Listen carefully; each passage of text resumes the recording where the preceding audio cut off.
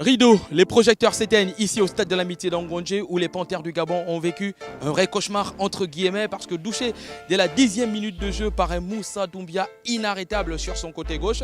Le joueur malien a permis à son équipe d'empocher les 3 points déjà significatifs de qualification pour la prochaine Coupe d'Afrique des Nations au Cameroun. Pour le Gabon, la route est encore entre guillemets longue. Il faudra franchir le scalp Burundi, il faudra battre le Burundi et Daniel Cousin pour ce match a déjà fait son mea culpa. Mais écoutez, il ne baisse pas les armes.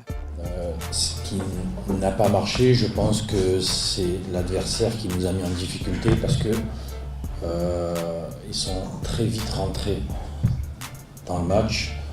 Ils sont venus nous chercher haut, nous presser et ils avaient quand même une qualité technique assez importante. Donc nous on n'a pas vraiment réussi à les contrer, on les a un peu laissés jouer. Et les opportunités qu'on avait, donc on les exploitait très mal, bon, pour X raisons.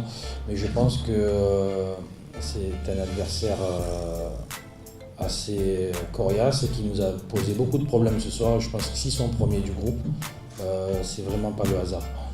Donc nous on n'a pas réussi sur l'ensemble du match à être assez tranchant dans nos appels, dans nos prises de décision pour pouvoir bien sûr les inquiéter, même si on les a mis en danger. Mais pour moi c'est insuffisant. Donc on va travailler dans ce secteur-là pour s'améliorer. On a encore une chance de se qualifier, c'est d'aller gagner au Burundi. On va se préparer, on a 4 mois, c'est au mois de mars.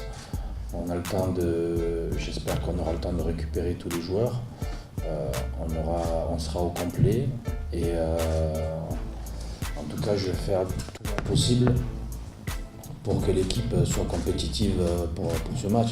Je pense que c'est un terrain synthétique, c'est pas évident de jouer sur du synthétique, mais en tout cas moi je prends ce match comme une finale et on fera tout ce qui est à notre possible pour mettre les joueurs dans les meilleures conditions pour aller gagner le match. On n'a pas le choix.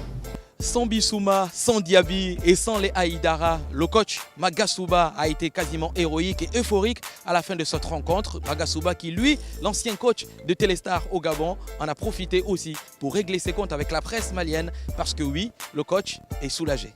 Quand je prenais l'équipe du Bien en 2 matchs, il y avait une hémorragie terrible, il a encaissé 9 buts. Tout n'a rien manqué, qu'un seul pauvre petit but. Donc non seulement il y avait une hémorragie de l'équipe, mais il y avait aussi une dizaine en termes de buts manqués. Et M. Renga comment qui vient, qui reconstruit l'équipe de 3-0. Aujourd'hui, jusqu'à l'équipe est sans défaite. Que ce soit au niveau du match à niveau, que ce soit au niveau de la Coupe d'Afrique, nous sommes, quand je suis venu, on était 2e derrière le Burundi. Et quand je suis venu, on a repris notre place que nous méritons. Premier jusqu'aujourd'hui, et vous dites qu'il n'y a pas d'excellent résultat. Moi, je crois que l'excellent résultat, c'est être au-delà du premier, certainement, cela n'existe pas. On a dit il faut rectifier cette aspiration et être professionnel plutôt qu'être amateur. Parce que chez nous, il y a beaucoup, je ne mets pas le couteau dans la plaie, c'est de l'amateurisme que les servent de certaines presses qui descendent d'ailleurs, qui n'ont rien à voir avec le football, qui expriment leurs sentiments au lieu de faire certaines variantes. Nos Maliens sont presque sûrs d'être à la prochaine Coupe d'Afrique des Nations et pour le Gabon, ça va être encore un peu difficile. Une dernière montagne à franchir, sinon la seule qui nous reste, le Burundi. Il faudra à tout prix battre le Burundi pour se qualifier à la prochaine Coupe d'Afrique des Nations. Daniel Cousin y croit. Les supporters aussi, très dubitatifs peut-être, mais ils y croient toujours car il reste une chance. Nous, on y croit encore. Ce sera peut-être avec Pierre-Emerick Aubameyang, peut-être avec Mario Lemina qui sera peut-être remis de sa blessure ou peut-être aussi avec celui qui nous a manqué aujourd'hui, Loïl Paloun, à qui on souhaite un bon rétablissement. Quant à nous,